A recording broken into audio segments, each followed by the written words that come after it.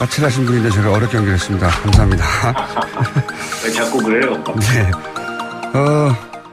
장관님은 이제 국무위원도 경험을 하셨고 오랜 공직자로 계셨기 때문에 그 대통령이 이제 정부 초기에 국방부로부터 이런 중대한 사안에 제대로 보고를 받지 못했다 하는 것이 어떤 의미인지 잘 아실 것 같은데 이 의미를 좀 해석해 주십시오. 이게 어떤 일로 받아들여야 됩니까? 지금 전임 정부에서 임명된 국방장관이지만 아직 사표가 수리되지 않고 후임자가 새로 취임을 하지 않았기 때문에 그 한명구 국방장관이 문재인 대통령 주재하는 국무회의에 참석하는 국무위원 아닙니까? 그렇죠.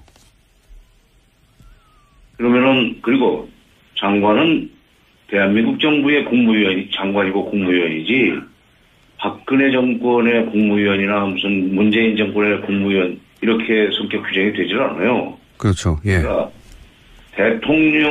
대통령의 지휘를 받아서 자기 분야의 국사를 처리해 나가는 국무위원이 대통령의 이런 중대 사안을 보고하자는 것은 일종의 직무유기고 나가서는 새 대통령의 본인을 인정하지 않는다고 그럴까? 새 대통령을 무시하는.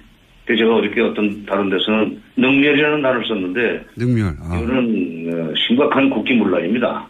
자기 직무를 다 하지 않았고 이건 문제가 그냥 단순하게 무슨 조사나 하고 지나갈 일은 아닌 것 같아요.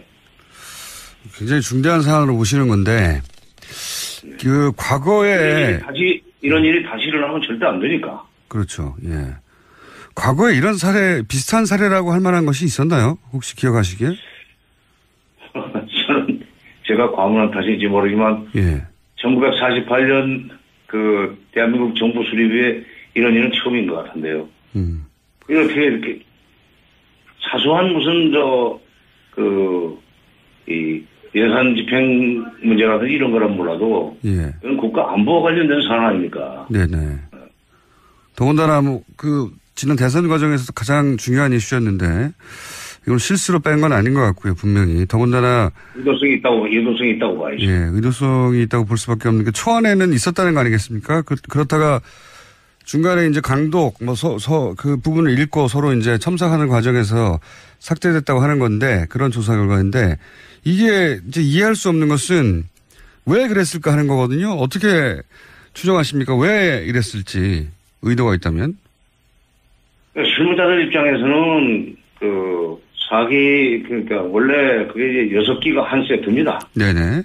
예.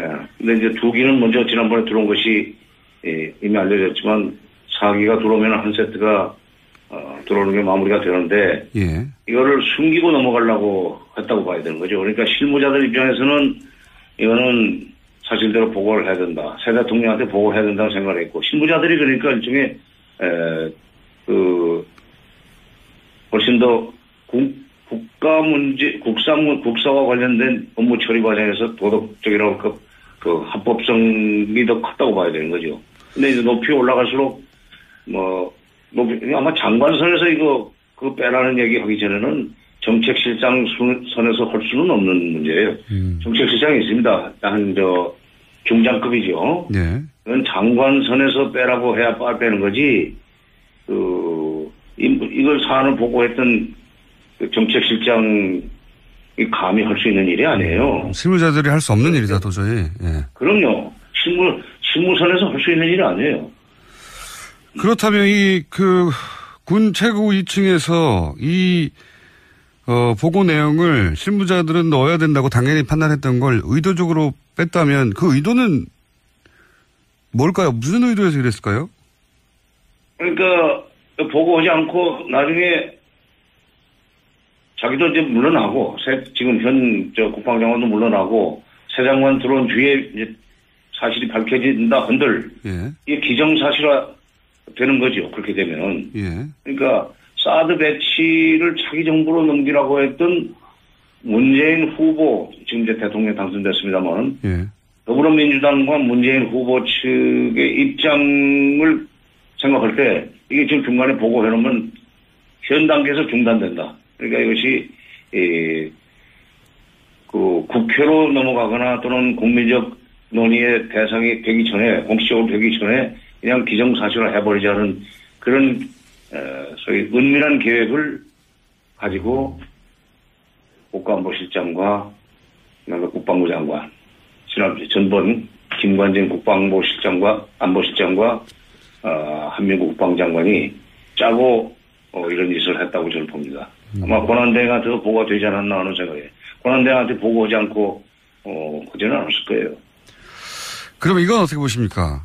이제 그런 일이 있다는 걸 대충 파악하고 정의용 국가안보실장이 사드 사기가 들어왔다면서요 하고 이제 주무장관인 한민구 장관에게 물었더니 장관이 그런 게 있었습니까? 라고 반문을 했다는데 이렇게 반문하기는 굉장히 어렵지 않습니까?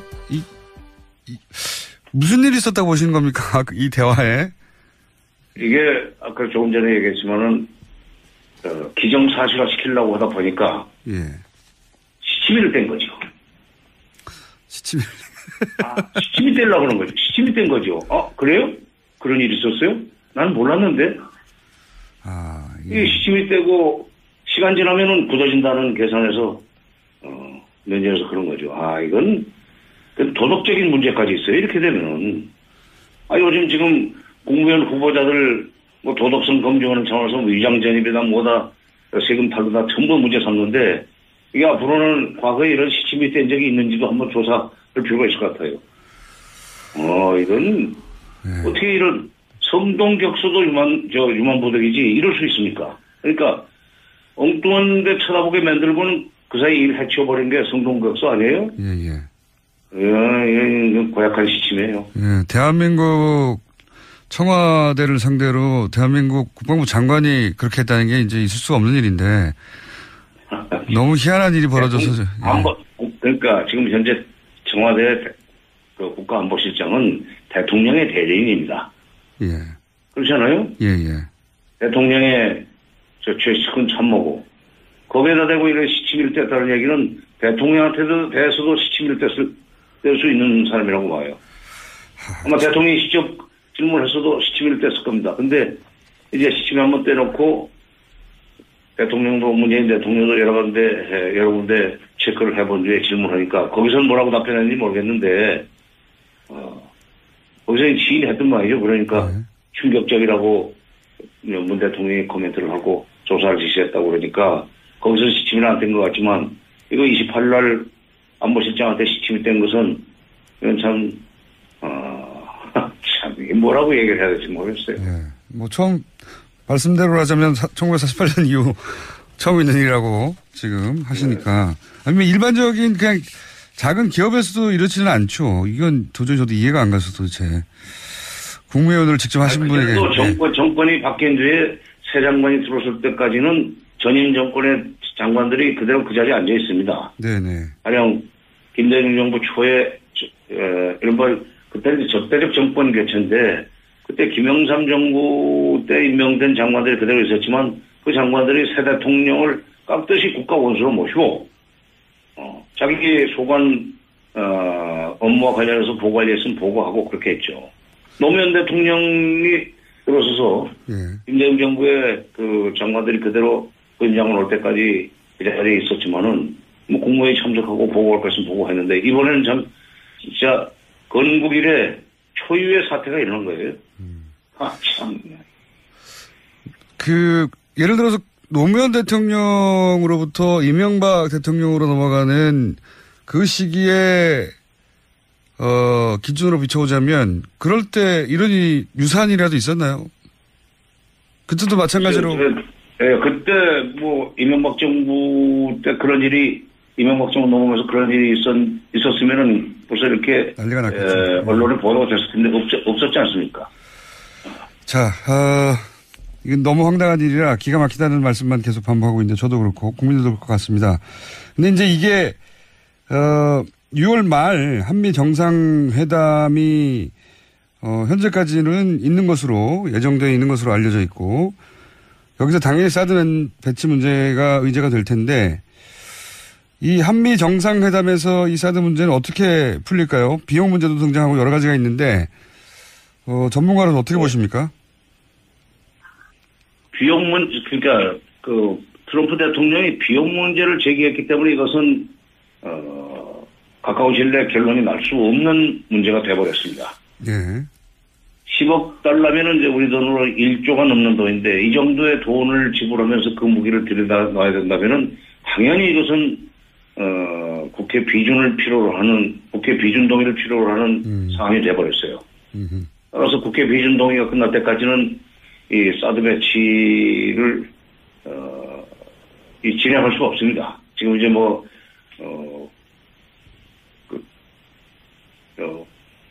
여러 가지 기계들을 들여다놨다고 그러지만 배치를 계속할 수도 없고 운영은 더더구나 할 수 없고 이렇게 돼 있어서 시간이 걸리는 문제고 정상회담에서 미국에서는 아마 이제 비용 문제 제기하겠지만 비용 문제는 비용 문제대로 협상을 해나가고 네.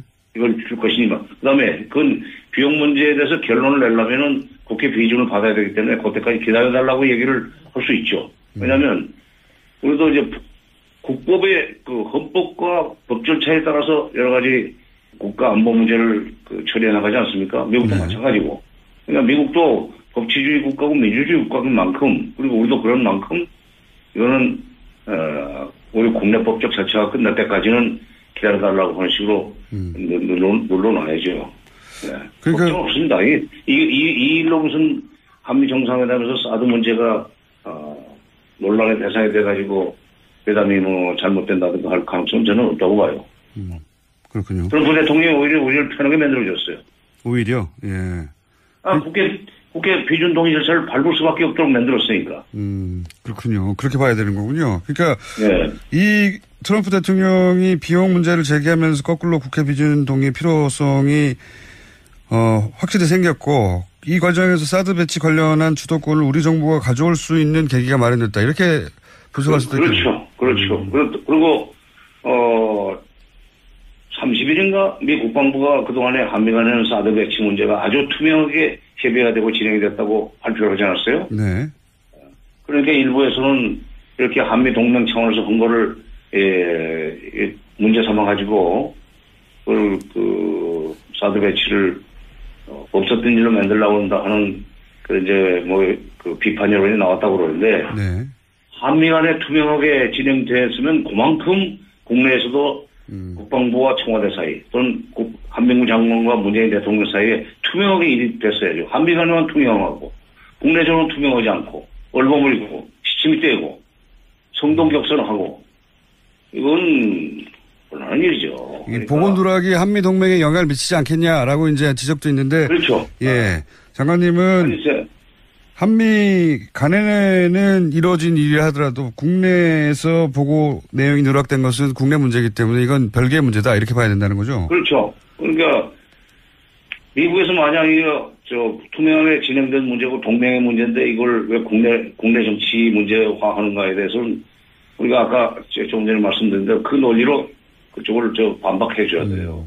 이거는 이미 이건 국기문란의 행위가 됐기 때문에 이거는 조사하고 처리할 것은 처리하고 또 국회 비준 동의 절차도 받고 해야 되는 문제가 있으니까 이거 일거에 해결하려고 하지 말고 좀 기다려달라. 알겠습니다. 역설적으로 이제 10억 불 트럼프 대통령의 비용 문제 제기라든가 아니면 지금 내부 국기문란 문제가 오히려 우리한테 사드 배치에 관련된 주도권을 쥐고 시간을 가지면서 미국과 중국 사이의 문제를 해결해 나가는 이렇게 좋은 계기가 됐다고 볼 수도 있겠군요. 잘 활용하면. 근데 이제 문재인 정부의 외교안보팀이 이걸 잘 활용을 해야죠. 알겠습니다.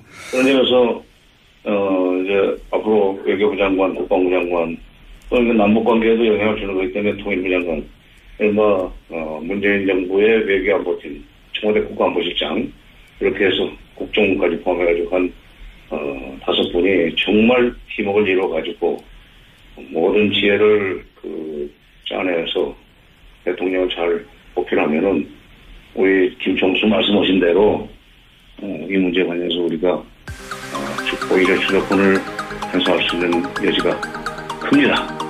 알겠습니다. 국방장관도 물러나고 새 장관 들어온 뒤에 이제 사실이 밝혀진다 한들 이게 기정사실화 되는 거죠. 그렇게 되면은. 그러니까 사드 배치를 차기 정부로 넘기라고 했던 문재인 후보, 지금 이제 대통령 당선됐습니다만 더불어민주당과 문재인 후보 측의 입장을 생각할 때 이게 지금 중간에 보고해놓으면 현 단계에서 중단된다. 그러니까 이것이 그 국회로 넘어가거나 또는 국민적 논의의 대상이 되기 전에, 공식적으로 되기 전에 그냥 기정사실화 해버리자는 그런 소위 은밀한 계획을 가지고 국가안보실장과 그다음에 국방부 장관, 전번 김관진 국방부실장과 안보실장과 한민구 국방장관이 짜고 이런 짓을 했다고 저는 봅니다. 아마 권한대행한테 보고가 되지 않았나 하는 생각에 권한대행한테 보고하지 않고 그지는 않았을 거예요. 그럼 이건 어떻게 보십니까? 이제 그런 일이 있다는 걸 대충 까칠하신 분인데 제가 어렵게 연결했습니다. 감사합니다. 왜 자꾸 그래요? 네. 장관님은 이제 국무위원도 경험을 하셨고 오랜 공직자로 계셨기 때문에 그 대통령이 이제 정부 초기에 국방부로부터 이런 중대한 사안에 제대로 보고를 받지 못했다 하는 것이 어떤 의미인지 잘 아실 것 같은데 이 의미를 좀 해석해 주십시오. 이게 어떤 일로 받아들여야 됩니까? 지금 전임 정부에서 임명된 국방장관이지만 아직 사표가 수리되지 않고 후임자가 새로 취임을 하지 않았기 때문에 그 한명구 국방장관이 문재인 대통령 주재하는 국무회의에 참석하는 국무위원 아닙니까? 그렇죠. 그러면은 그리고 장관은 대한민국 정부의 장관이고 국무위원이지 박근혜 정권의 국무위원이나 무슨 문재인 정권의 국무위원 이렇게 성격 규정이 되질 않아요. 그렇죠. 예. 그러니까 대통령의 지휘를 받아서 자기 분야의 국사를 처리해 나가는 국무위원이 대통령의 이런 중대 사안을 보고하자는 것은 일종의 직무유기고 나가서는 새 대통령의 본의를 인정하지 않는다고 그럴까. 새 대통령을 무시하는. 제가 어저께 어떤 다른 데서는 능멸이라는 단어를 썼는데 능멸. 이거는 심각한 국기문란입니다. 자기 직무를 다 하지 않았고 이건 문제가 그냥 단순하게 무슨 조사나 하고 지나갈 일은 아닌 것 같아요. 굉장히 중대한 사안으로 보시는 건데 그 과거에 이런 일이 다시 일어나면 절대 안 되니까. 그렇죠. 예. 과거에 이런 사례, 비슷한 사례라고 할 만한 것이 있었나요? 혹시 기억하시기에? 저는 제가 과문한 탓인지 모르지만 1948년 그 대한민국 정부 수립에 이런 일은 처음인 것 같은데요. 이렇게 사소한 무슨 이 예산 집행 문제라든지 이런 거란 몰라도 이건 국가 안보와 관련된 사안 아닙니까? 네네. 더군다나 지난 대선 과정에서 가장 중요한 이슈였는데 이건 실수로 뺀 건 아닌 것 같고요, 분명히. 더군다나 의도성이 있다고 봐야죠. 예, 의도성이 있다고 볼 수밖에 없는 게 초안에는 있었다는 거 아니겠습니까? 그렇다가 중간에 이제 강독 그 부분을 읽고 서로 이제 첨삭하는 과정에서 삭제됐다고 하는 건데 그런 조사 결과인데 이게 이제 이해할 수 없는 것은 왜 그랬을까 하는 거거든요. 어떻게 추정하십니까? 왜 이랬을지 의도가 있다면? 실무자들 입장에서는 그러니까 원래 그게 이제 6기가 한 세트입니다. 네네. 예. 근데 이제 2기는 먼저 지난번에 들어온 것이 이미 알려졌지만 4기가 들어오면 한 세트가 들어오는 게 마무리가 되는데 이거를 숨기고 넘어가려고 했다고 봐야 되는 거죠. 그러니까 실무자들 입장에서는 이거는 사실대로 보고를 해야 된다. 새 대통령한테 보고를 해야 된다고 생각을 했고 실무자들이 그러니까 일종의